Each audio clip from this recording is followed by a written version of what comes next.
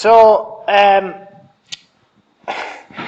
this is going to be a bit of a sermon and a half. I don't mean that like, oh, this is a great sermon. This is like a sermon and a half.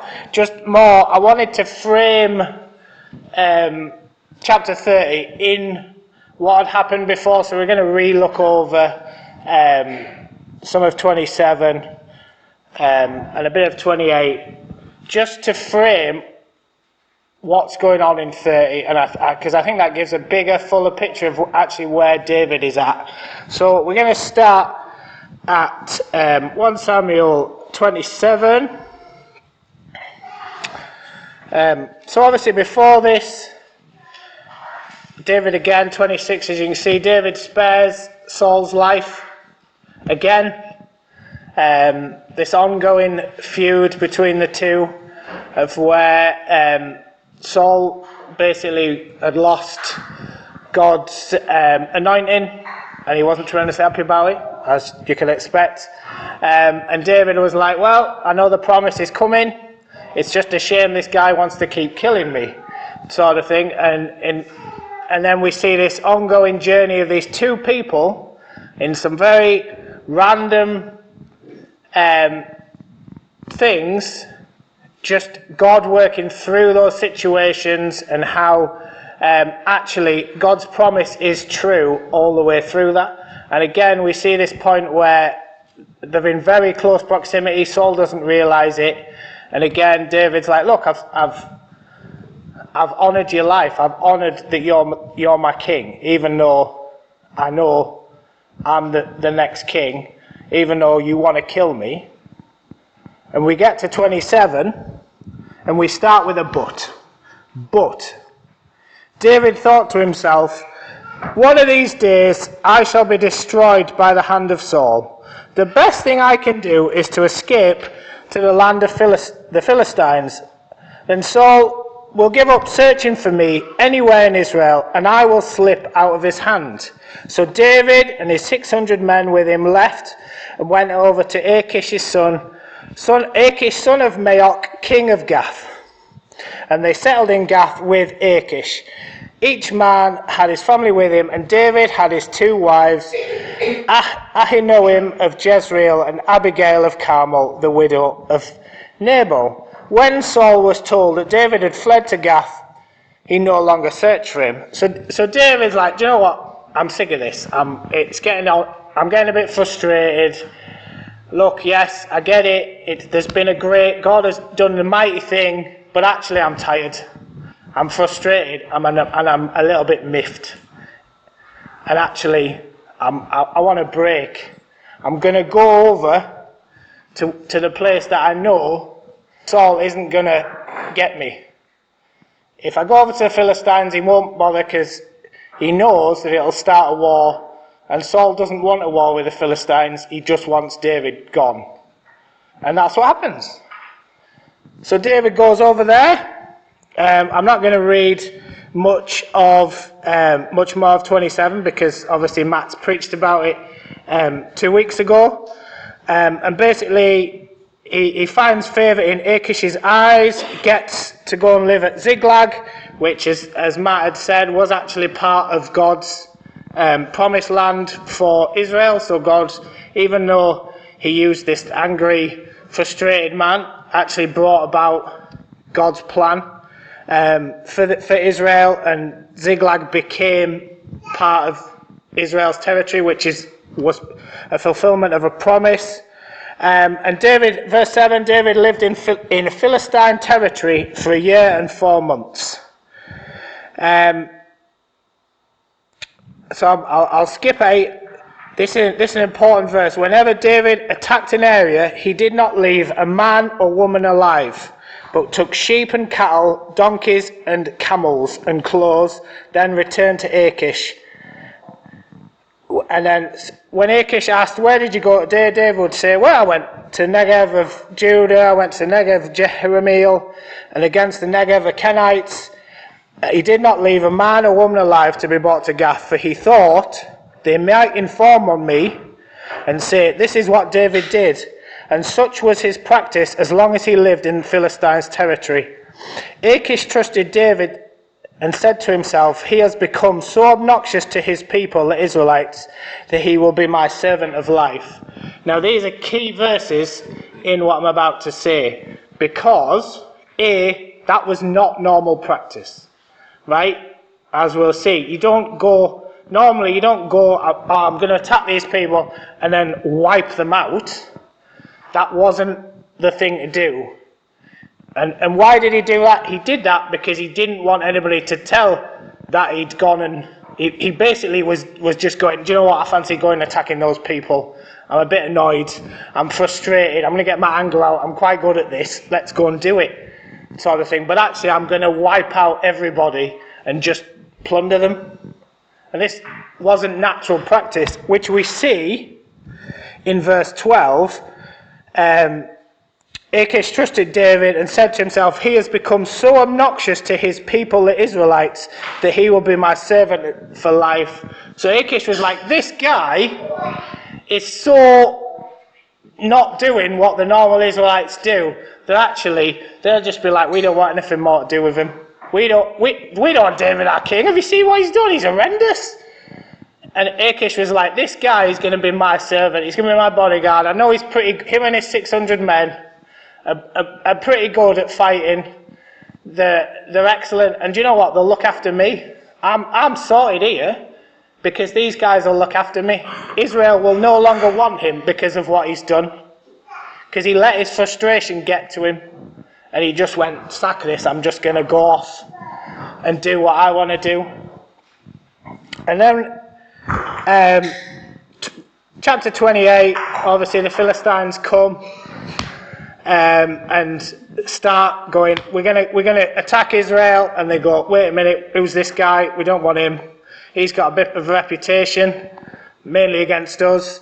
So, right, you can clear off. Saul goes... I keep wanting to say the Ewok of Endor, but the medium at Endor, that was a Star Wars reference, nobody got it. And the key verse for this, now Samuel was dead. Basically there was no prophet. The voice of God. It wasn't like this day where you could just go, well, I'm just going to go down to church, I'm just going to read my Bible, I'm just going to do this or do that. There was none of that. Even like temple-wise, there was one. You couldn't and sometimes that was a long journey away, and it wasn't like you could just get your Google Maps out and drive, sort of thing. Actually, if you wanted to have that relationship with God, it took a lot of effort, and actually to hear from God took even more. There was no prophet. Samuel had died, and we see David frustrated with the situation, knowing that actually he hasn't got Samuel there to go, look, I'm really struggling, give me some advice. And then obviously, as was brought last week, we see Saul go, do you know what, I'm really struggling for advice, do you know what, I'll go and see a medium and she'll bring Samuel back for me, which was obviously the worst thing you could do. And then we get to our actual passage. So I will read this and then we will go through it. So chapter 30. David and his men reached Ziklag on the third day.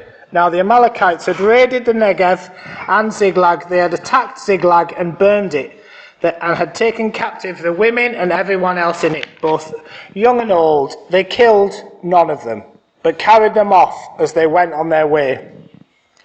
When David and his men reached Ziklag, they found it destroyed by fire, and their wives and sons and daughters taken captive.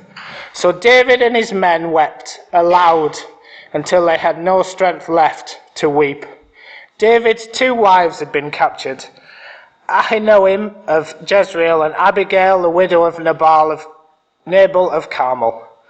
David was greatly distressed because the men were talking of stoning him. Each one was bitter in spirit because of his sons and daughters, but David found strength in the Lord his God. Then David said to Abiathar the priest, the son of Ahimelech, bring me the ephod. Abiathar brought it to him, and David inquired of the Lord, Shall I pursue this raiding party? Will I overtake them? Pursue them, he answered. You will certainly overtake them and succeed in the rescue. David and his 600 men with him came to the Besor Valley, where some stayed behind. 200 of them were too exhausted to cross the valley, but David and the other 400 continued the pursuit. They found an Egyptian in a field and brought him to David.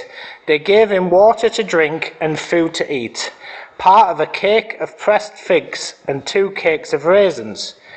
He ate and was revived, for he had not eaten any food or drunk any water for 3 days and nights. David asked him, "Who do you belong to? Where do you come from?" He said, "I am an Egyptian, the slave of an Amalekite. My master abandoned me when I became ill 3 days ago. We raided the Negev of the Kerethites, some territory belonging to Judah, and the Negev of Caleb, and we burned Ziklag." David asked him, "Can you lead me down to this raiding party?" He answered, "Swear to me before God that you will not kill me or hand me over to my master, and I will take you down to them." He led David down, and there they were scattered over the countryside, eating, drinking, and reveling because of the great amount of plunder they had taken from the land of the Philistines and from Judah. David fought them from dusk until evening of the next day, and none of them got away except 400 young men who rode off on camels and fled. David recovered everything the Amalekites had taken, including his 2 wives. Nothing was missing, young or old, boy or girl, plunder or anything else they had taken. David brought everything back. He took all the flocks and herds, and his men drove them ahead of the other livestock, saying, "This is David's plunder." Then David came to the 200 men who had been too exhausted to follow him and who were left behind at the Besor Valley. They came out to meet David and the men with him. As David and his men approached, he asked them how they were. But all the evil men and troublemakers among David's followers said, "Because they did not go out with us, we will not share with them the plunder we recovered. However, each man may take his wife and children and go." David replied, "No, my brothers, you must not do that with what the Lord has given us. He has protected us and delivered into our hands the raiding party that came against us. Who will listen to what you say? The share of the man who stayed with the supplies is to be the same as that of him who went down to the battle. All shall share alike." David made this a statute and ordinance for Israel from that day to this. When David reached Ziklag, he sent some of the plunder to the elders of Judah who were his friends, saying, "Here is a gift for you from the plunder of the Lord's enemies." David sent it to those who were in Bethel, Ramoth, Negev, and Jetiah, to those in Ariel, Siphmoth, Eshtemoa, and Rakal, to those in the towns of the Jerahmeelites and the Canaanites, to those of Hormah, Bo-Ashan, Athak, and Hebron, and to those in all other places where he and his men had roamed. So, some big names there. I'm sure I got a couple of them wrong. So David, as I'd said before, he's been frustrated.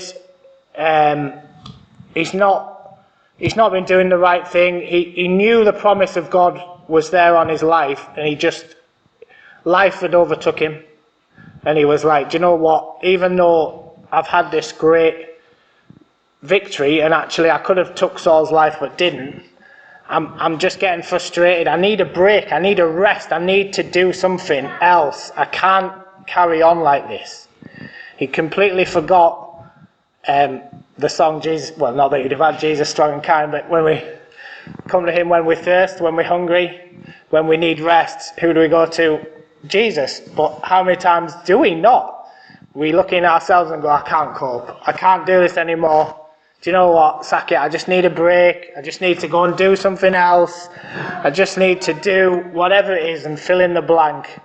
And just because that promise of God, even though we've seen God move in our lives time after time, we just say, it doesn't feel that close. It just doesn't feel like it's coming. And so he'd gone off into the enemies and went, I'm going to get a break here. Obviously, took his frustrations out, and then got sent back. So him and his 600 men on the way back home, he's probably feeling pretty unhappy about the whole situation. He's thinking, I could have gone with the Philistines. We could have gone in. We could have killed Saul, and they'd have gone, hey, David's the king. Yeah, brill. No, not me. That's not God's plan. So he goes back, and I'm sure you all know that if you put something on fire, it lets off smoke, doesn't it? And I'm guessing if you set a town on fire, not that I've ever seen, thankfully, a town on fire, but obviously in America currently there is these wildfires, and if anybody's seen the videos, the flames are like massive and the smoke. So these guys, as they're walking home, would have been like, where's home? Oh, it's over there. What's going on? Sort of thing. And they would have seen the smoke rise from Ziklag, and they'd have been like, what is that? And they'd have rushed home, worried, because they couldn't, there was no mobile. It's mental how close we are I can ring somebody in Australia, I can ring somebody in America, and I can email them. And sometimes I think we forget how culturally different this world was. Even somebody like 20 miles down the road, they had to, if you wanted to get there fast, if you wanted to know what you're going, you had to run or get a donkey. Which I'm guessing if you can run fast, you'd probably beat the donkey, sort of thing. Do you know what I mean? It wasn't.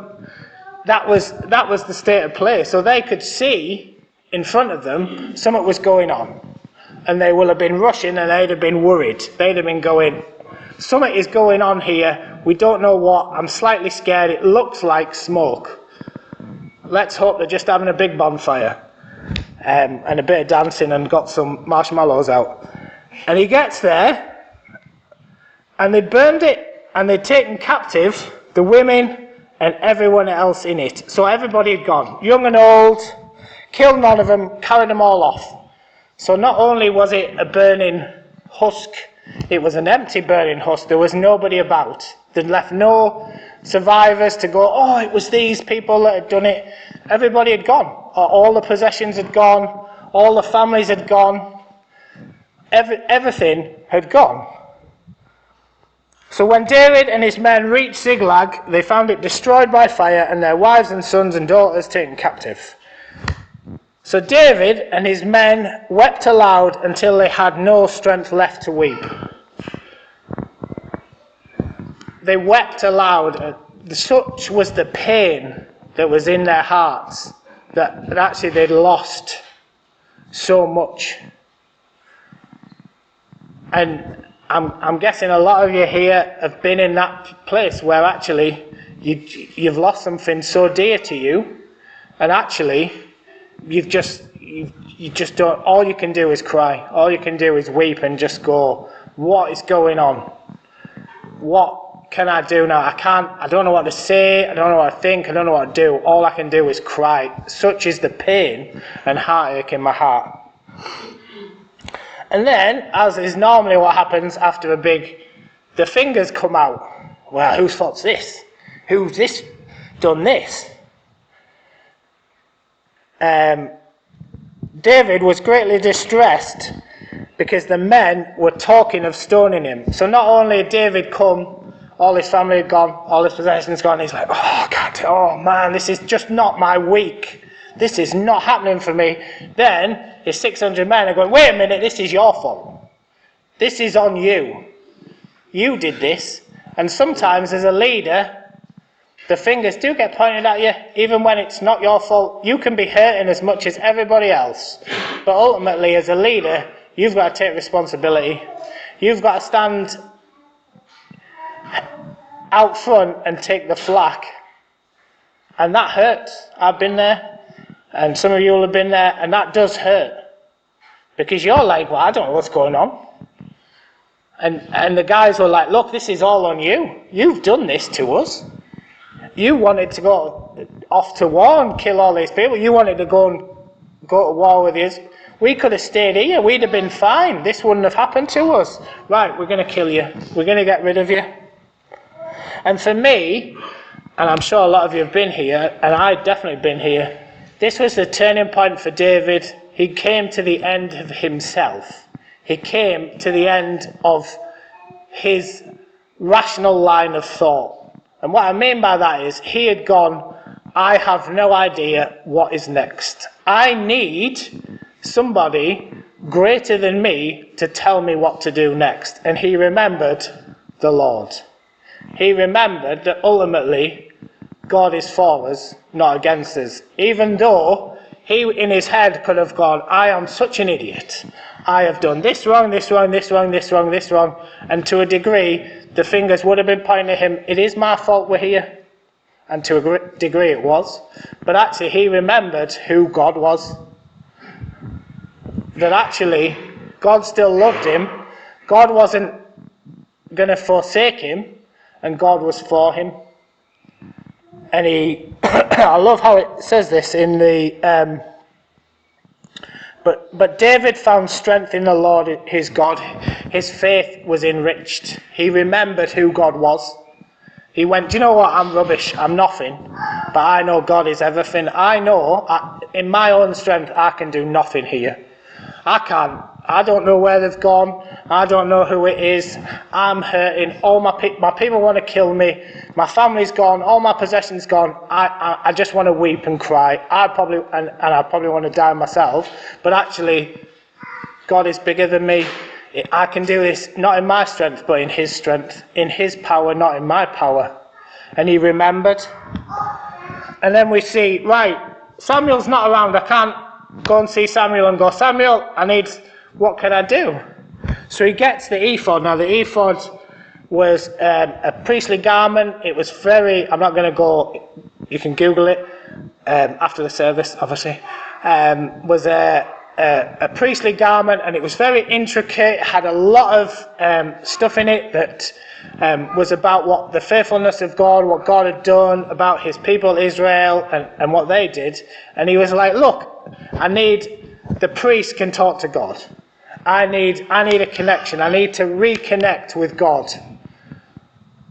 Samuel's not here. I need something to do. So he was like, right. And I believe, led by the Spirit, he went, right, let's get the ephod. Okay, priest, bring me the ephod. Puts on the ephod. Right, God, I'm sorry. Can we go and get these people? Can I go and get the stuff back? And God says, yeah, pursue them. Will I overtake them? Yes, pursue them. You will certainly overtake them and succeed in the rescue.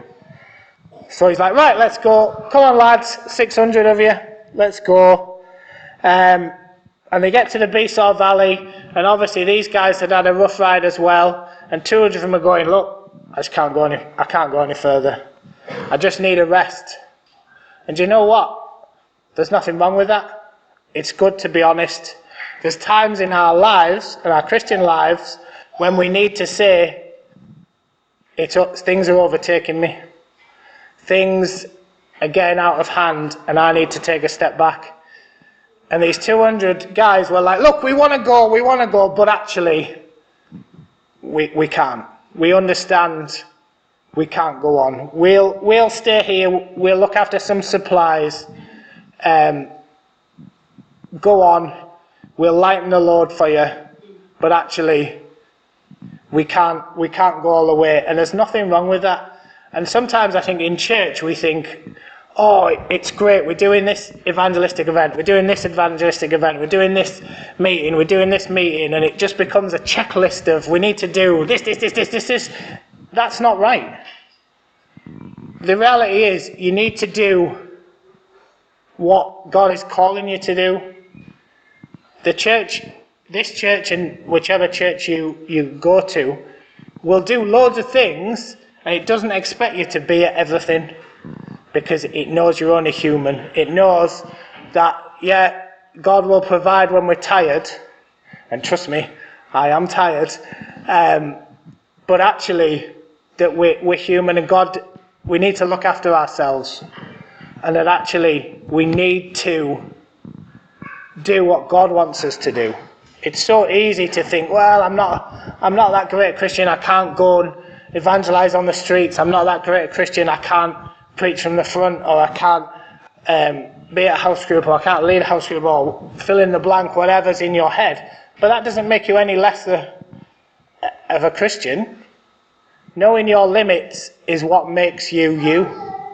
You've got strengths, gifts and abilities that other people in this room do not have. We are a jigsaw puzzle. We are not all the same. We create a picture of God's family on earth. Right? As it says, we are the body of Christ.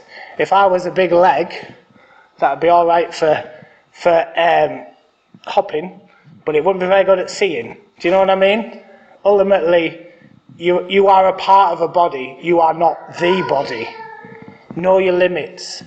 And don't beat yourself up if you're going, I can't do that. That is beyond me. That isn't my skill set. That isn't my gift set. That's completely fine because someone else is. Okay? And I can't reach and grab things. A foot can't speak. Etc., etc.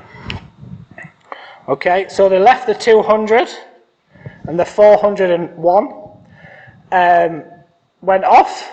And as they were going, obviously they were heading in general direction. They were still a bit like, we haven't got Google Maps, we don't really know where we're going. We'll just go where the Lord leads us. They meet an Egyptian, which is obviously normal. And they were a bit like, oh, is this Egyptian here? Oh, right, okay, right. How's he doing? He's not doing very well. He hasn't eaten and drank for 3 days. But so they go, well, here you go. Here's a feast. Not that dates and raisins are my thing, but they give him a lot of food and drink and just look after him and care for him.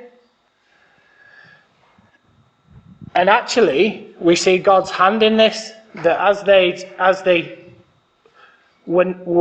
did to him, as God would want them to do, God used the Egyptian to bring about God's promise. So obviously this Egyptian was a servant of the Amalekite, and David was like, right, you can take us down. You can lead us. We've now got our guide. We know where we're going. We know where they're going to be. And he's like, whoa, wait a minute.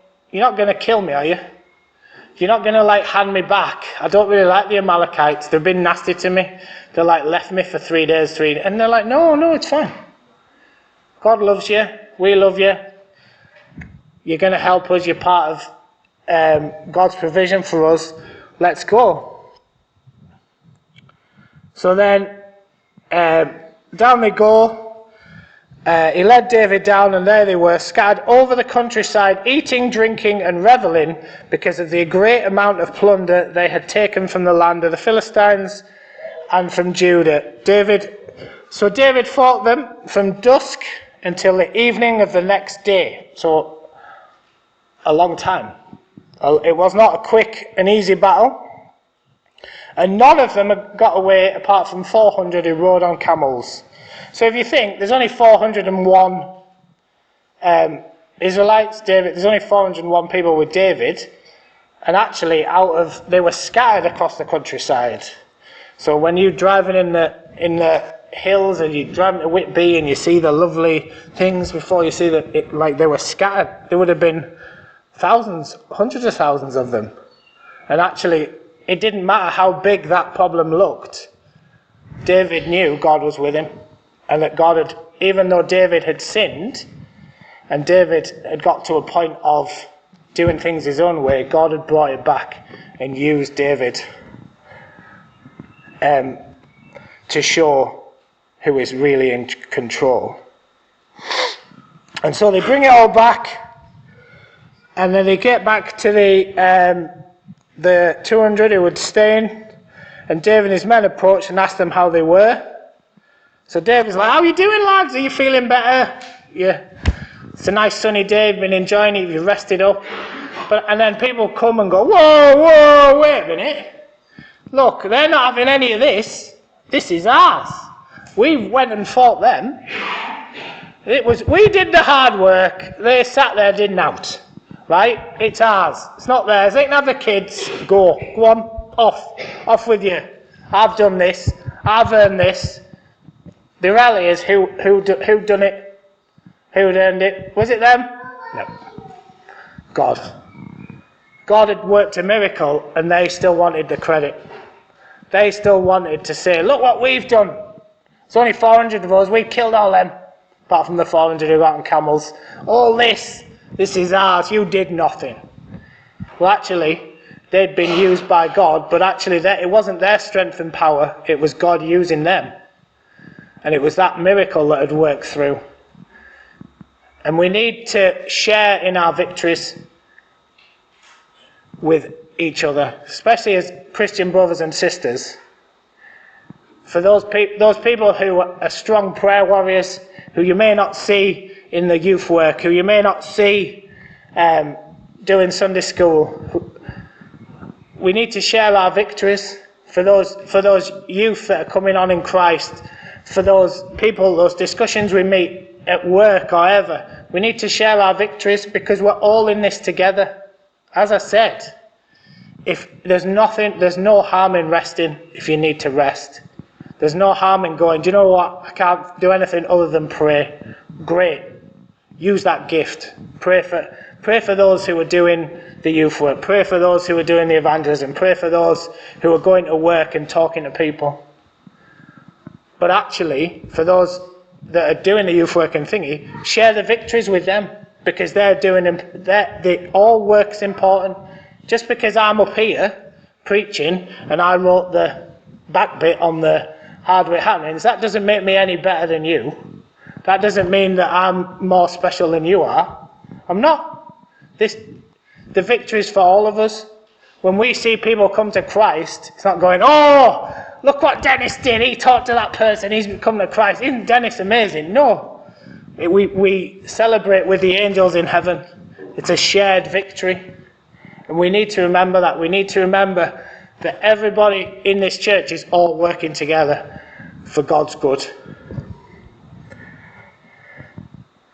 So he sorts that out, and actually he said, look, this is how it's going to be from now until the end. This is not a one-time thing. This is set in stone now. This is how it works. If you can't go and we come back with loads of plunder, you're still getting your part. So when David reached Ziklag, he sent some of the plunder to the elders of Judah, who were his friends, saying, here's a gift from you, from the plunder of Lord's enemies. I'm not going to read out the long list of names that I'll probably get wrong. But basically, David had he had the bigger picture. You had these guys who were like, well, I've done the work. I should get the credit. I should get that extra bit of gold or the extra ewe or the camel. Because I did it. I was out there fighting. And David's like, no. And God has blessed us. God has used us to do great things. And I'm going to bless other people. I'm going to share in what God has provided. And you might not be a Christian tonight, and you might be thinking, what on earth is this guy talking about? But the reality is that if you're not a Christian tonight, I can bet you've had times where you've had hurt and pain in your life, where you've come to the end of yourself and all you could do is cry, or get to your knees and go, I don't know what to do next. And actually what we see from this passage is that God is for us.